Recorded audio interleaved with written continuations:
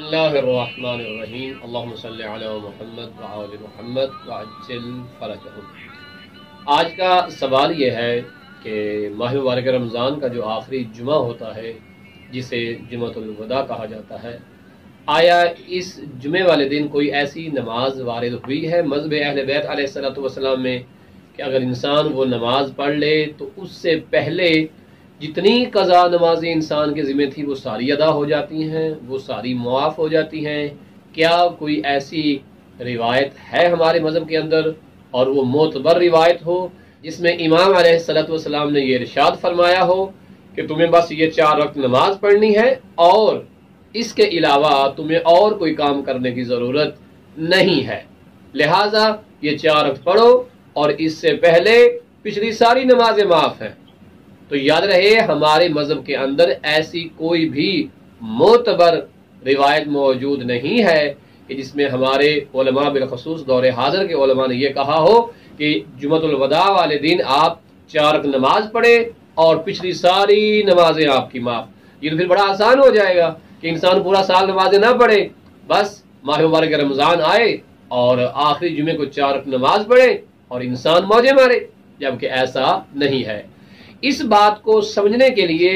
اس نماز کی حقیقت کو جاننے کے لیے کہ جو جمعۃ الوداع والے دن پڑھی جاتی ہے زور کے قریب 4 رکعت، آپ کو 2 باتوں کا جاننا ضروری ہے۔ اگر وہ 2 باتیں سمجھ آ گئیں تو آپ کا ذہن خود بخود اس بات کو قبول کر لے گا کہ ایسا نہیں ہے۔ مثلا انسان سے فجر کی نماز قضا ہو جاتی ہے اور حضرت انسان نے ظہر کے وقت اس فجر والی نماز کی قضا کر لی۔ فجر والی نماز جو اس سے قضا ہوئی ہے اس میں 2 باتیں ہیں، ایک تو اس سے نماز قضا ہوئی ہے، اس نے قضا کرنی ہے، اور دوسری بات یہ ہے کہ اصل وقت میں جب نماز فرض ہوئی تھی تو اس نے اس وقت میں اس ٹائم میں نماز نہیں پڑھی، تو یہ اس نے فعل حرام کیا ہے۔ اب جو آپ نے فجر کی نماز نہیں پڑھی اور ظہر پہ اس کی قضا کر لی ہے تو اب آپ نے قضا تو کر لی،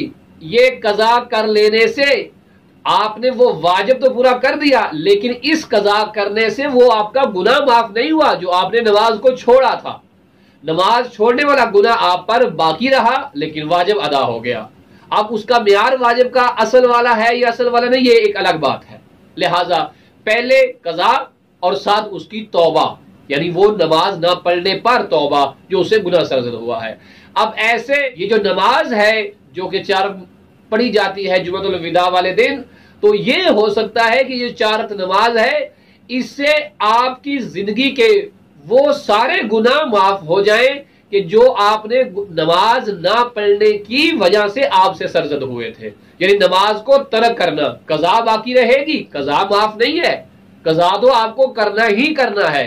لہٰذا اس نماز کا تعلق جو ہے وہ نماز جو آپ نے چھوڑی تھی پوری زندگی میں، اس پر جو گناہ ملا تھا، وہ جو فعل حرام سرزد ہوا تھا،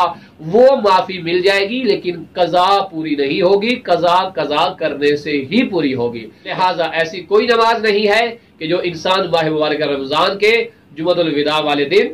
پڑھے اور زندگی کی ساری نمازیں معاف ہو جائیں۔ شیعہ مذہب کے مطابق ایسی کوئی معتبر صحیح السند روایت موجود نہیں ہے جس میں انسان کو یہ آزادی دے دی جائے کہ پورا سال نماز نہ پڑھ، پوری زندگی نماز نہ پڑھ، بس آخری عمر میں جا کر جو ہے ماہ مبارک رمضان کا جو آخری جمعہ ہے اس میں نماز پڑھ لے۔ تو انسان کی عقل بھی اس بات کو قبول کرنے کے لیے تیار نہیں ہے،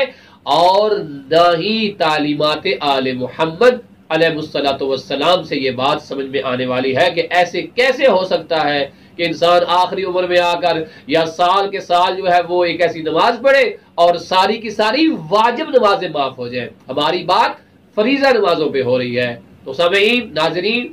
مومنین مومنات، میرے بہن بھائیوں، ایسی کوئی نماز نہیں ہے۔ لہٰذا متوجہ رہیں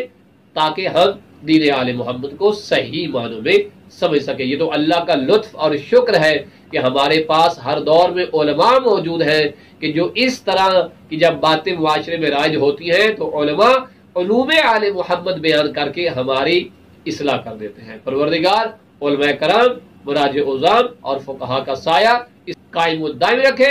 اور مراجع عظام کی ان تعلیمات کو تا ظہور امام زمان علیہ السلام سلامت رکھے اور امام کے ظہور کے ساتھ متصل فرمائے۔ وصلی اللہ علی محمد وآل محمد۔